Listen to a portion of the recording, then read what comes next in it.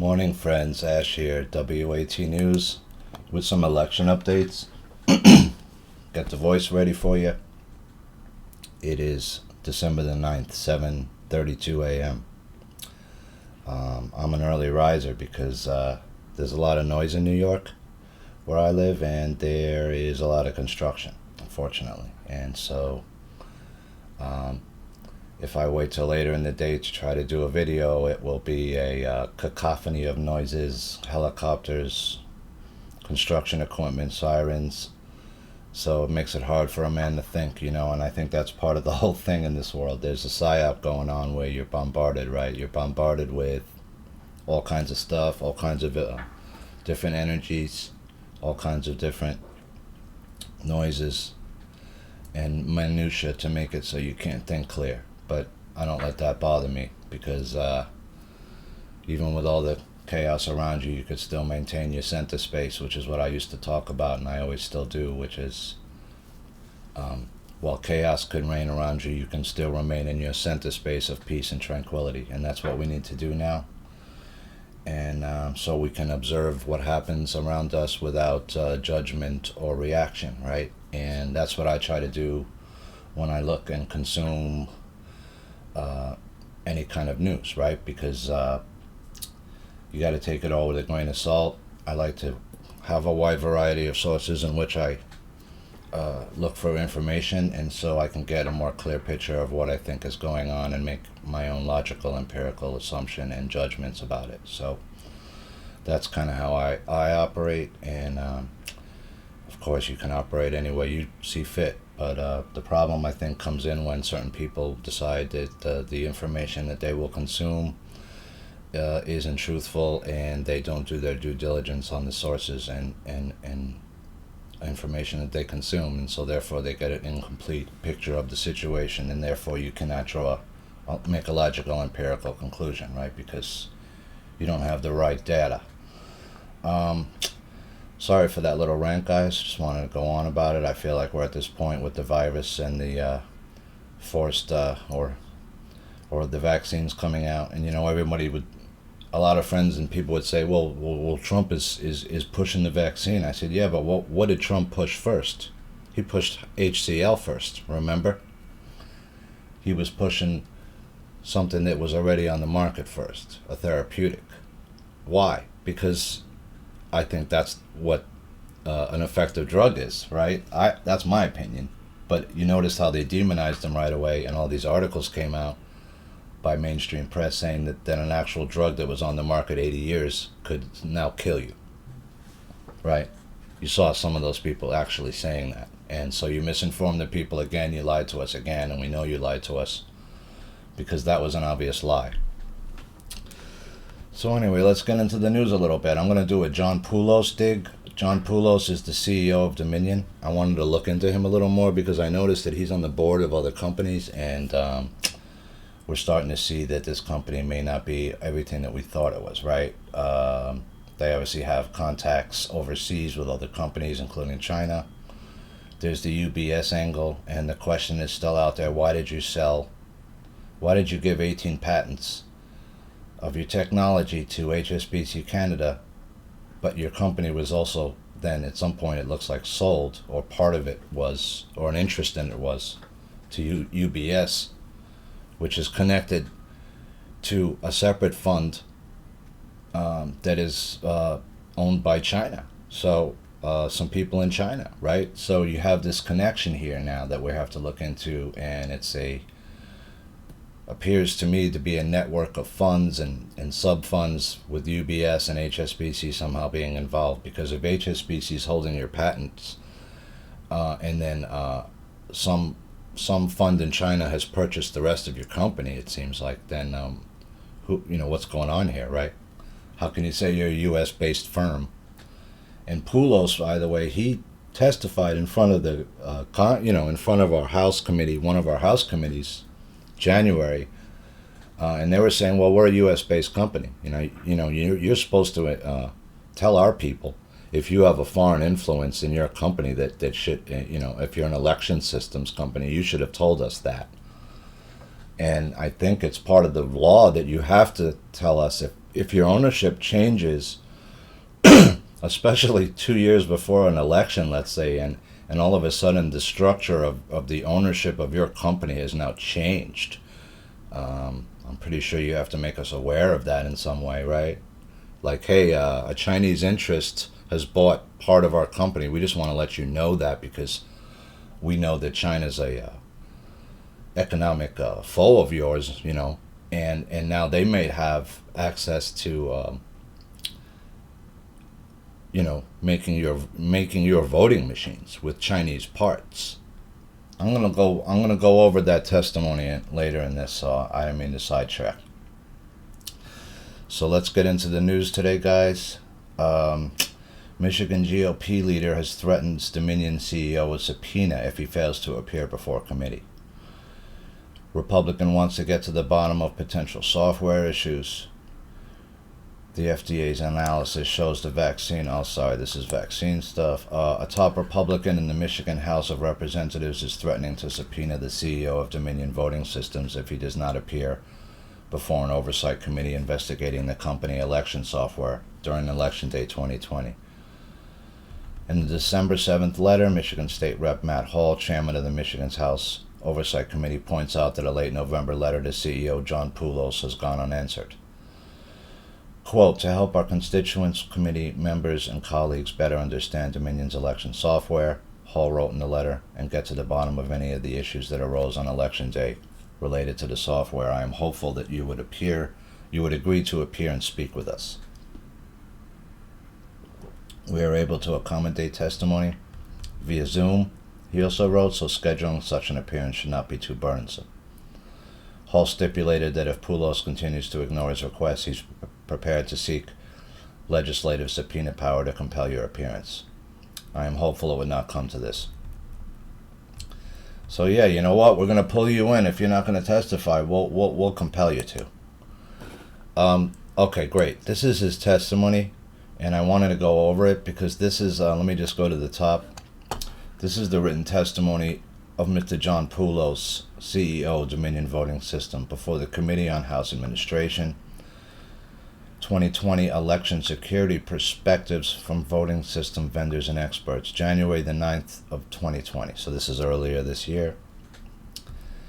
Chair Lofgren, ranking members, this is his statement. I'm going to read most of it because there's a portion that I need to access that'll make, I think it'll show that some interesting things that I noticed about his comments. Chair Lofgren, Ranking Member Davis, and distinguished members of the committee, thank you for the opportunity to testify today. My name is John Poulos, and I am the Chief Executive Officer and co-founder of Dominion Voting Systems. As a U.S.-owned company, we currently provide voting systems and services to jurisdictions across 30 states and Puerto Rico. But are you a U.S.-owned company? I thought you're out of Canada, though, right? You're based out of New York, in the United States also, but are you U.S. owned? Doesn't appear to be. I co-founded the company in 2003 on 3 basic pillars: security, accessibility, and transparency. We continue to be committed to these founding principles and delivering best-in-class solutions for secure, transparent, and accessible elections. The voting systems that we produce provide high assurance that election outcomes are accurately and reliably tallied. All Dominion systems fully support independent third-party audits and reviews of election data. Together with my industry counterparts, I am here today to help explain how we are working to keep voting systems secure and resilient. In the wake of today's sophisticated nation-state threats, I would like to focus on our core company values and how they impact our product innovations, and the work that we do in collaboration with our federal, state, and local government partners. Consistent with our founding tenets, Dominion works hard to promote a company culture of security. This includes annual, mandatory background checks and cybersecurity awareness training for all employees. And if you remember, real quick, just to stop, one of these women, I think Caron was her last name, in the Michigan hearing, she said she got 1 day of training. 1 day before the election started, that's all she got. So, are these people actually, are they trained in cybersecurity awareness and all this? We don't know. Doesn't appear to be for some of them, though. Dominion has also adopted advanced digital protections while employing a defense-in-depth approach to our internal infrastructure. Multiple layers of protection are in place, spanning user endpoints, network and systems, infrastructure, and cloud systems, along with multi-factor authentication. We conduct continuous vulnerability scanning on our company network and utilize third-party services for threat hunting and breach detection. Specifically, we have implemented email verification records for Sender Policy Framework, SPF, Domain Keys Identified Mail, DKIM, and Domain-Based Message Authentication, DMARC, to protect communications with associates and customers. We actively engage with the U.S. Department of Homeland Security, DHS, and other trusted third-party advisors to enhance and maintain our physical and cybersecurity posture, together with federal, state, and local government partners, as well as our industry counterparts. We conduct coordinated emergency drills, tabletop exercises, and routine information sharing as a member of the DHS sector, Coordinating Council for Election Infrastructure. Through these efforts, Dominion has refined our company's situational awareness and strengthened our procedures for handling incidents and emergencies. We have also conducted security briefings and training sessions with state and local election officials who use our systems to educate and inform them of best practices for securing their voting equipment and chain of custody process. In these ways, we have made great strides to support and enhance the nation's collective readiness posture for the 2020 presidential election. Dominion also works closely with jurisdictions seeking to upgrade or replace older end-of-life systems with federally certified solutions capable of producing paper records for auditing and resilience. These offerings have rigorous security features, and we provide hardware maintenance service and certified software firmware updates on a routine basis. In keeping with company security practices, all of our products are submitted to the U.S. Election Assistance Commission, EAC, and state election authorities for further review, testing, and certification. Systems are tested using an independent federally accredited voting systems test laboratory, VSTL, in order to meet certification standards promulgated by the EAC, in conjunction with experts at NIST. They must also meet specific requirements set forth by individual states, including source code reviews, penetration testing, and post-election auditing. These certified software packages and systems are the only versions allowed by law. We are constantly, well, if those are the only ones allowed by law, then what about Arlo? You used Arlo system in Georgia, which is not anywhere in their law that you use that. So we've got to look into this stuff. We are constantly innovating and certifying enhancements and new features per federal, state, and local election requirements. Our product advancements reflect the values of our state and local customers, with a focus on providing secure, reliable quality systems that offer cutting-edge features, including encryption, multi-factor authentication, and trusted user protections, as well as a robust auditing module for election officials who want to share post-election ballot images and other data with the public. Dominion is actively engaged with the EAC and other stakeholders in the ongoing work to finalize VVSG 2.0 guidelines for 2020 and beyond. Our development strategy has shifted towards the latest iteration of these standards to ensure that our voting systems advance to the next generation of security and resilience. In 2018, Dominion equipment was used in the state of Colorado's risk-limiting audit, the first of this kind ever conducted in the U.S. Today, other states are conducting RLAs to ensure that election tallies are accurate and reliable. The question is their risk-limiting audit, viable? Because, some users had commented that when they looked at their system, that it looked like it was easy to edit on from their end. So I'm not a tech guy at all. I'm actually a negative tech guy. So yeah, that's not my specialty at all. In fact, I'm a basic computer dude. Like I said, I only had a computer about half my life, and I lived half my life outside that world. So, and I loathe the computer world, to be honest with you. I think the internet's an amazing thing, but I think there's more negative that comes out of it than positive, unfortunately. But this is my view on it. let me skip ahead. I mean, my point about reading all this shit was that NIST, right, which is these are the NIST and these agencies that are supposed to look at the election software and test it and make sure it's okay. Somebody dropped the ball, right? And if you notice, some people like Krebs and these people got let go from certain agencies. The question is going to be who inside NIST and who inside these agencies that was responsible for putting this through its paces, right? Especially for states that are going to start using it for the first time. Whoever was responsible for doing their due diligence and testing these systems out and making sure that they were secure, they should be fired and maybe, I don't know, criminally prosecuted, depending, because you didn't do your due diligence if you had looked into this at all. Let's continue here. Voting systems must also ensure federal protections for privacy, equal voting rights, and ballot casting options for all, including disabled voters, U.S. military and overseas voters, and those with literacy or language challenges who require some form of assistance in casting their ballots. Additionally, we are working with other industry companies to establish a coordinated vulnerability disclosure (CVD) program designed to strengthen the security and resilience of voting systems. This work expands upon existing federal and state processes for certification, testing, and reporting on risks and vulnerabilities regarding election infrastructure. Government partners at all levels can help by supporting and incentivizing rapid modernization of the framework that is used for the certification and testing of election equipment. Right now, the complex pathway from lab to market impacts the pace at which new or updated solutions can be introduced. While much of the current effort around VVSG is understandably focused on establishing thorough and comprehensive testing criteria for voting systems, there must also be clear mechanisms for streamlined updates and security-focused patching. We are hopeful that VVSG 2.0 will provide a more effective process for introducing innovations and maintenance of deployed systems. I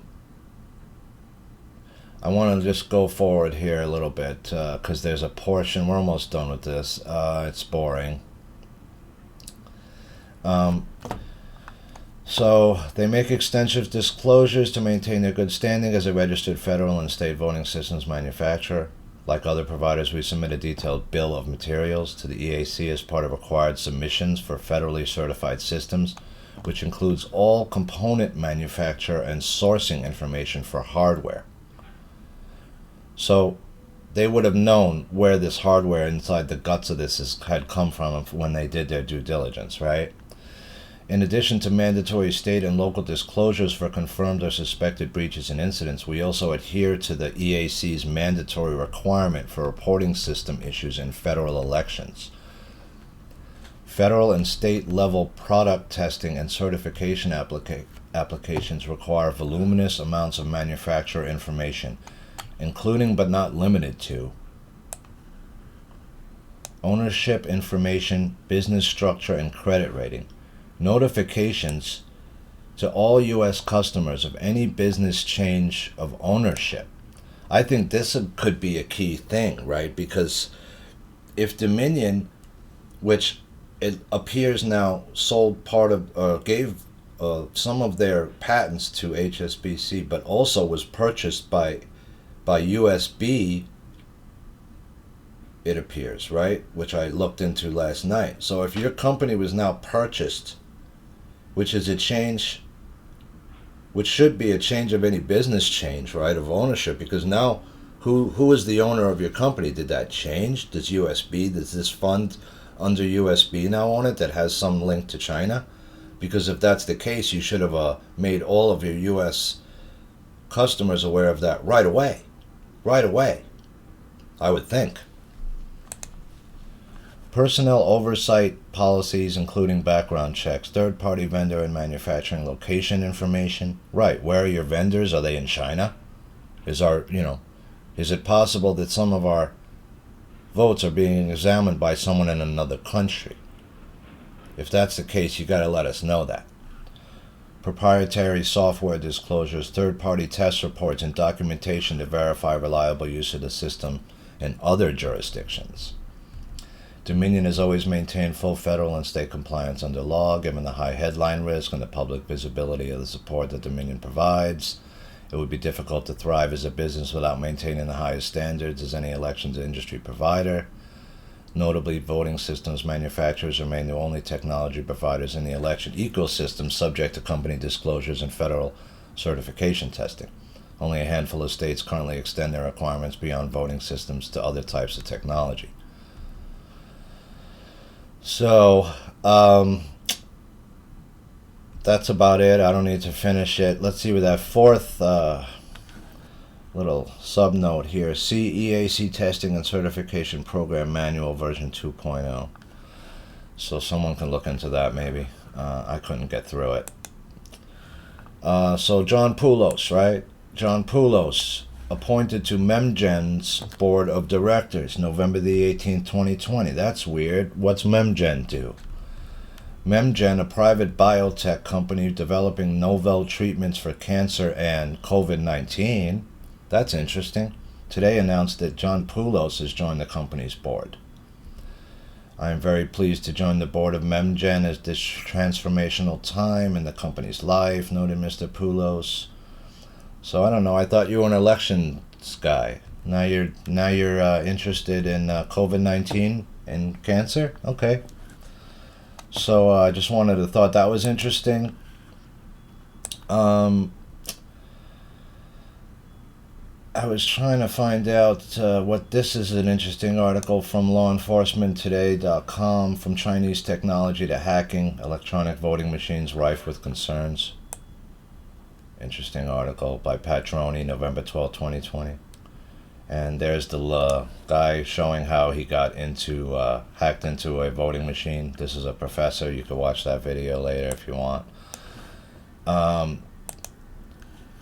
I pulled this up. I kind of never follow Vice, but this came up in my search. Exclusive: critical U.S. election systems have been left exposed online despite official denials.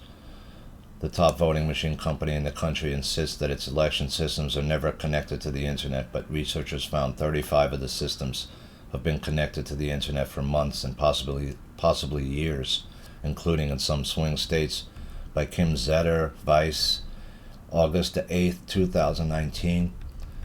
For years, U.S. election officials and voting machine vendors have insisted that critical election systems are never connected to the internet and therefore can't be hacked.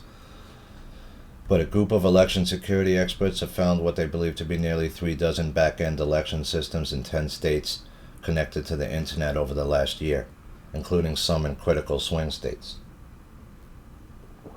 These include systems in 9 Wisconsin counties, in 4 Michigan counties, and in 7 Florida counties, all states that are perennial battlegrounds in presidential elections.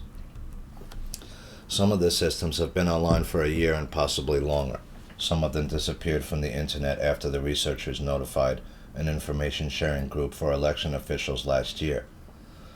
But at least 19 of the systems, including one in Florida's Miami-Dade County, were still connected to the internet this week, the researchers told Motherboard. The researchers in Motherboard have been able to verify that at least some of the systems in Wisconsin, Rhode Island, and Florida are in fact election systems. The rest are still unconfirmed. But the fact that some of them appeared to quickly drop offline after the researchers reported them suggests their findings are on the mark. We discovered that at least some jurisdictions were not aware that their systems were online, said Kevin Skoglund, an independent security consultant who conducted the research with 9 others, all of them longtime security professionals and academics with expertise in election security. Skoglund is also part of an advisory group not associated with the research that is working with the National Institute of Standards and Technology to develop new cybersecurity standards for voting machines. In some cases, the vendor was in charge of installing the systems and there was no oversight. Election officials were publicly saying that their systems were never connected to the internet because they didn't know differently, unquote. The systems the researchers found are made by Election Systems and Software, the top voting machine company in the country. They are used to receive encrypted vote totals transmitted via modem from ES&S voting machines on election night in order to get rapid results that media use to call races, even though the results aren't final. So there was a thing that's saying that ES&S admits that they have modems in some of their machines, and that it's for the reason to get rapid results to the media. Um, but you said that none of your machines are connected to the internet, so why? But if there's modems inside some of these machines, these counting machines or whatever, then that's a problem, right? Because they could be hacked into. If one of them was left online on purpose, then it could compromise that entire area and system. So generally, votes are stored on memory cards inside the voting machines at polling places. After an election, poll workers remove these and drive them to county election offices.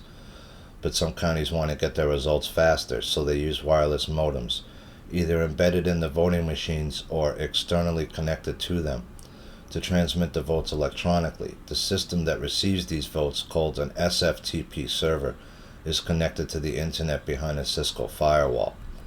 For security reasons, the SFTP server and firewall are only supposed to be connected to the internet for a couple of minutes before an election to test the transmission, and then for long enough after an election to transmit the votes.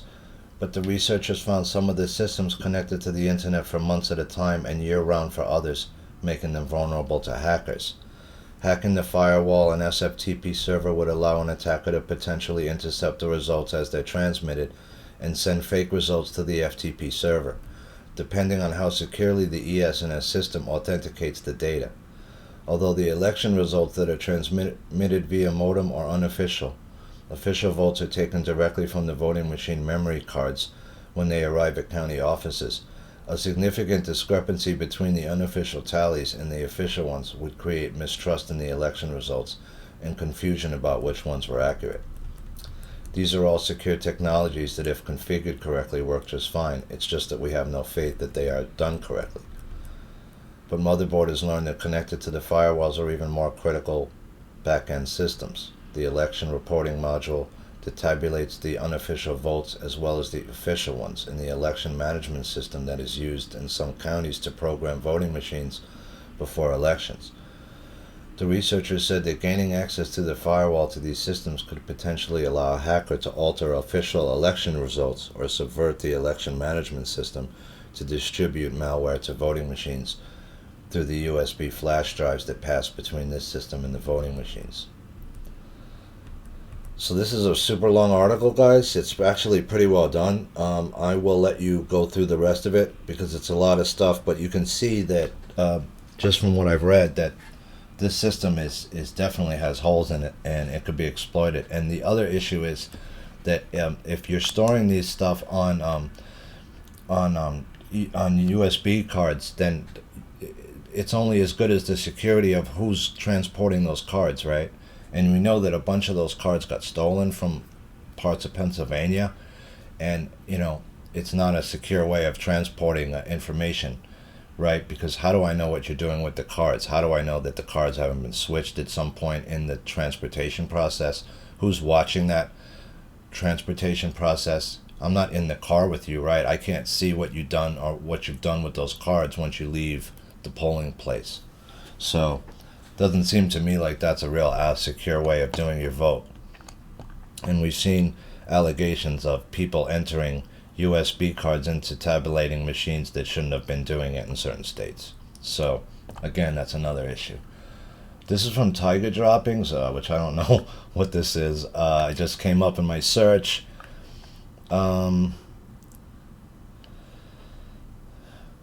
Right. Poulos also started something. He co-founded something called the Delian Project, a non-profit organization that aims to help post-conflict and emerging democracies implement positive change in their electoral process through the application of technology. And I looked up the Delian Project, and key leadership is Jean-Pierre Kingsley and John Hollins.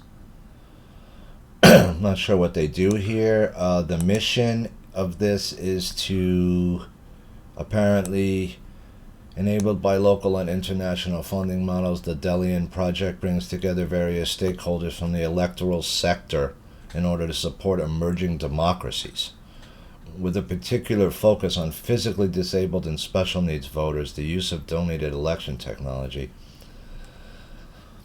and expertise assists voters with special needs exercise their democratic franchise while bringing consistency, transparency, and speed to the voting process.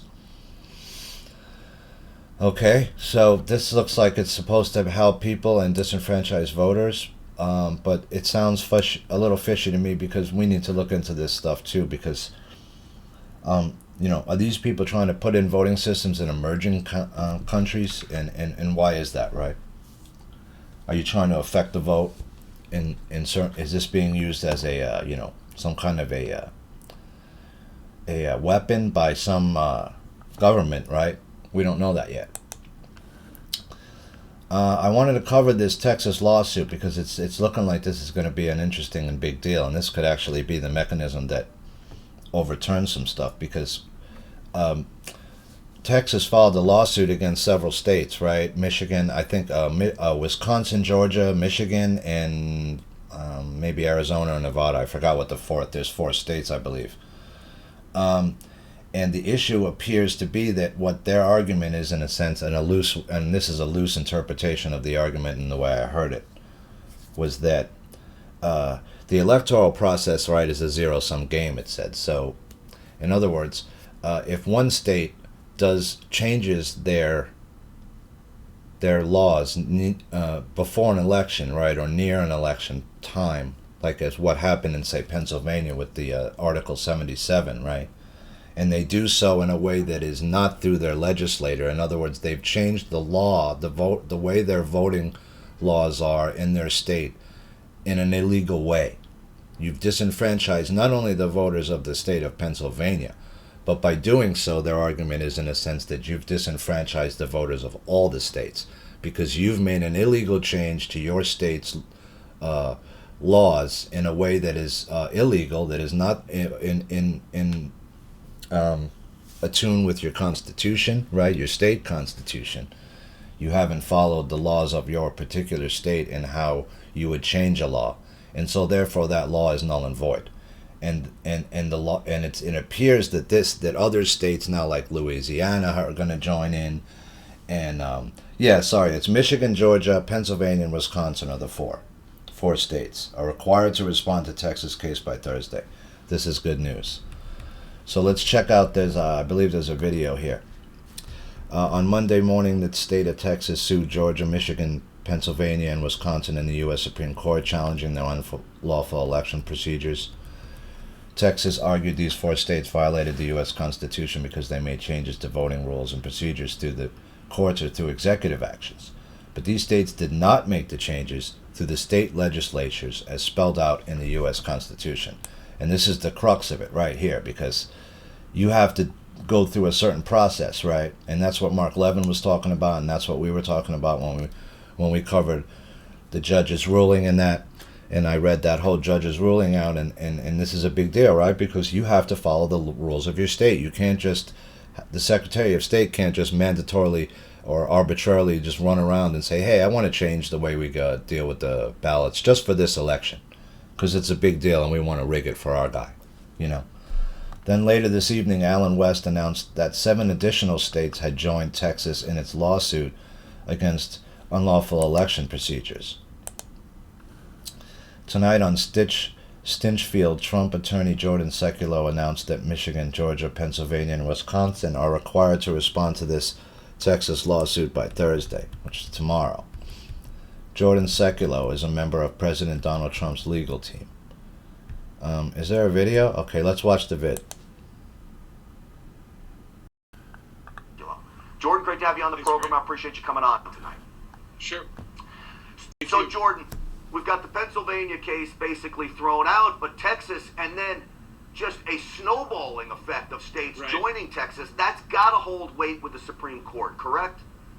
Well, I can already report, now the Supreme Court has put on the docket that the parties, so the 4 states named here, Georgia, Wisconsin, Pennsylvania, when you look at the states that were named, they have to now respond by Thursday at 3 p.m. to this bill of complaint. And they have to respond to very specific items. So the Supreme Court is not just considering what Texas filed today. They are now going the next step, which is saying we want a response from the states named. We want a response from Pennsylvania, from Wisconsin, from Georgia. So again, I think it's very clear that, and this is the case we've been talking about to reach SCOTUS. This is the outcome determinative case. 62 electoral college votes at stake, enough to change the outcome of the election. If, as you pointed out, Grant, in the relief, there's kind of two reliefs sought.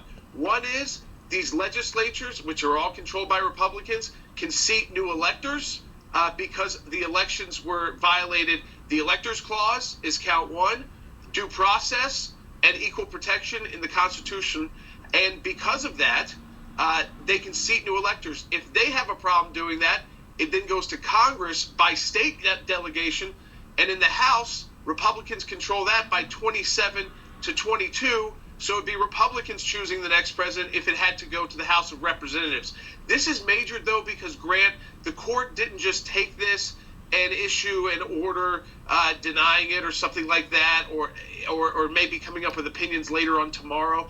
They are requiring these four states to actively respond by Thursday at 3 p.m. Eastern time to the allegations in this bill of complaint. And that's different than most court cases at the Supreme Court, because this is a case of original jurisdiction where the court has that original jurisdiction in the Constitution because it is state versus state. All right, so can the court literally say this election is invalid and you need to find another way to appoint electors? I mean, is that the bottom line here? Is that what the court would end up saying if they rule in favor of the president? Yeah, absolutely. I mean, the court could absolutely. I mean, listen, they've got if the equal protection, if due process was violated, if the electors clause in the Constitution, these are all constitutional challenges that Texas is bringing.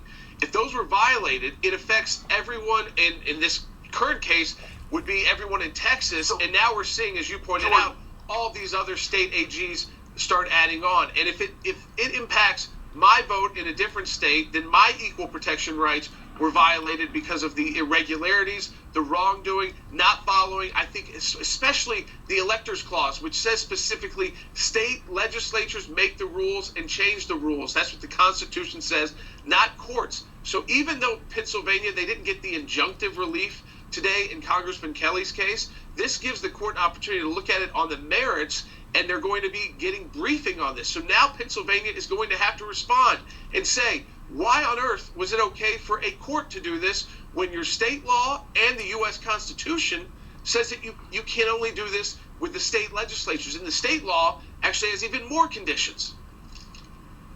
All right, so Jordan, two things here. One, I worry about the time aspect of this, so I'd like to get your response to that. And the other is just flat out, everybody knows I'm a big pro-Trump guy, all right? Everybody knows, they know where I want this to go.